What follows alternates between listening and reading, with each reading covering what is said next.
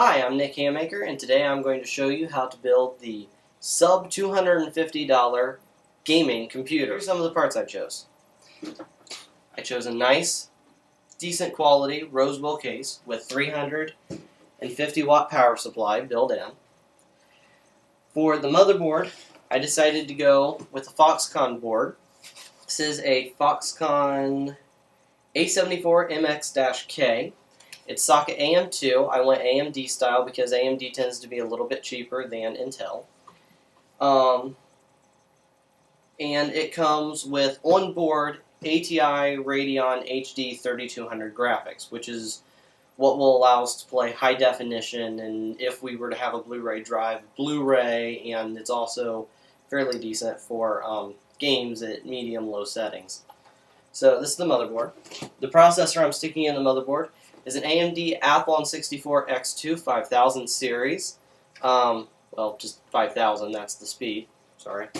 Not really a series. Sort of a shock when I opened the box on this one. I didn't know it. This is Kingston, 2 gigabytes of memory, but it's very strange because it's low profile memory. So it's very, very small in dimensions this way. So I'm hoping that will still work. I'm sure it will, but it was a little bit odd to see such a short stick of RAM.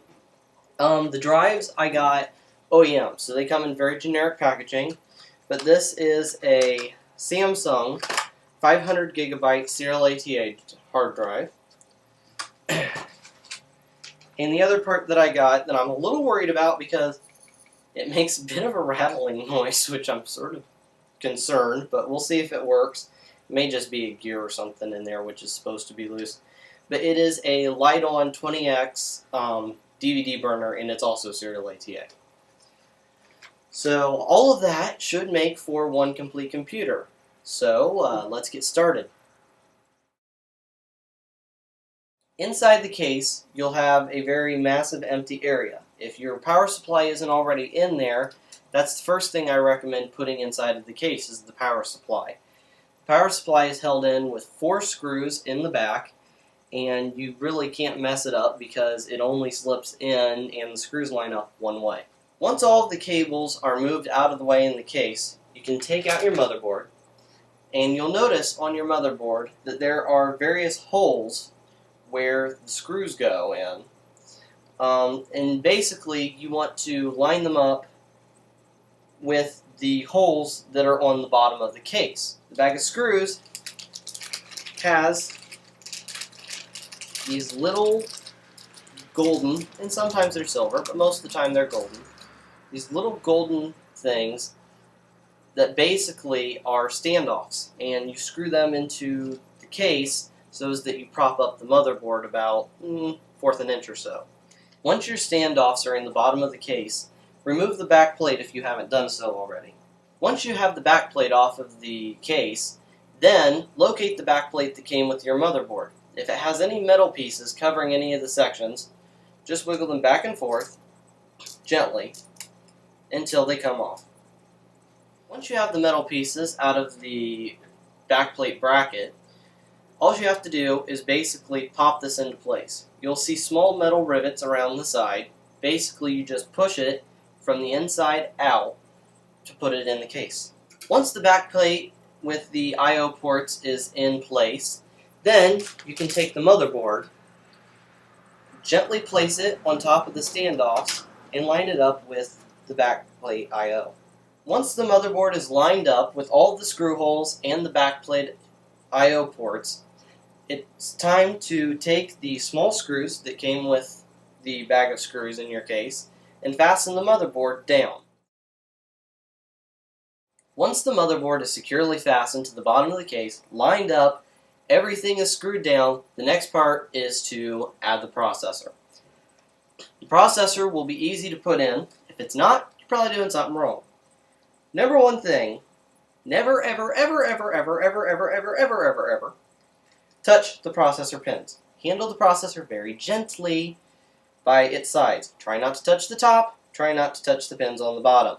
Usually you can tell where these line up, and actually you can on this one.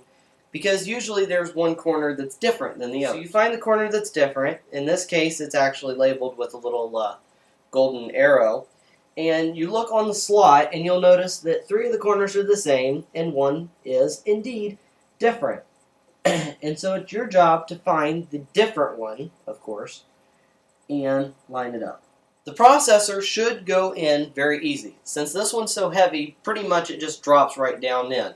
Make sure that you flip the lever up, put the processor in, then flip the lever back down. So the processor is securely in place, then you're ready to move on to the fan. This is the part that can be a bit of a pain, because fans have a tendency to be a little finicky, and in my very early years of working on computers, you used to have to stick a screwdriver in and pry it out under, and yeah, you had a good chance of knocking off half the stuff on the motherboard.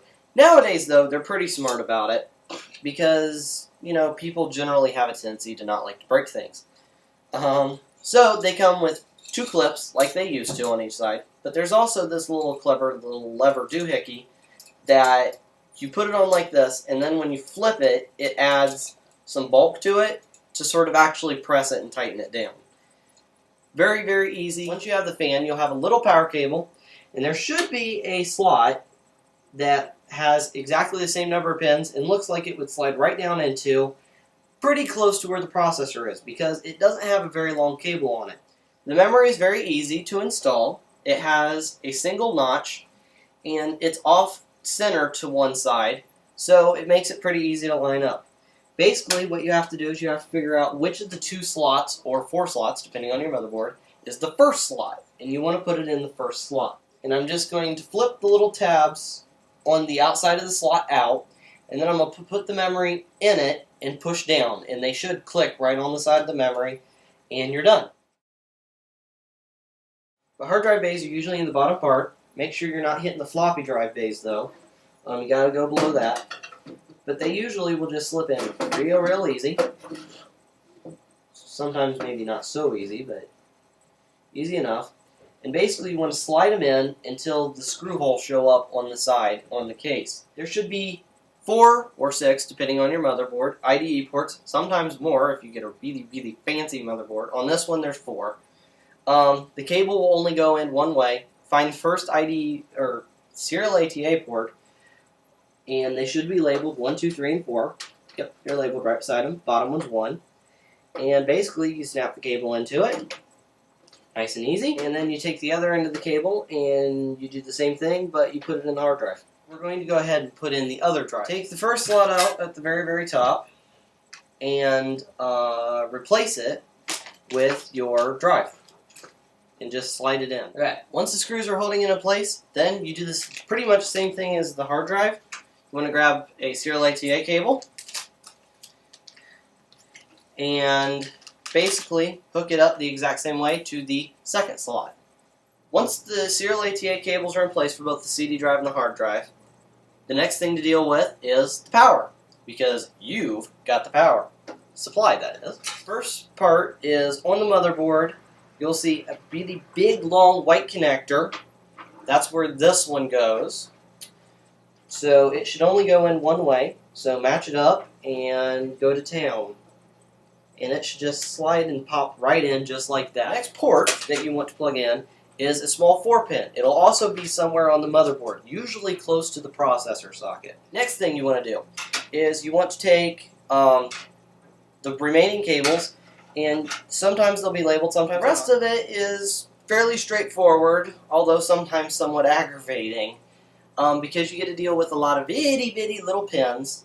Basically, all of your front panel connectors that we've had hidden away thus far that go to the front of the case, like the power button, the reset switch, your lights, and the internal speaker that lets you know if everything's okay by beat codes. Basically, you're going to hook all those up. I hope you enjoyed this putting together a sub $250 computer. It also serves as a generic guide for building other machines as well that are more expensive. Hopefully, if you build your own computer, you'll post a video on YouTube, sort of let me know what parts you used, what you did, and let me know how it works.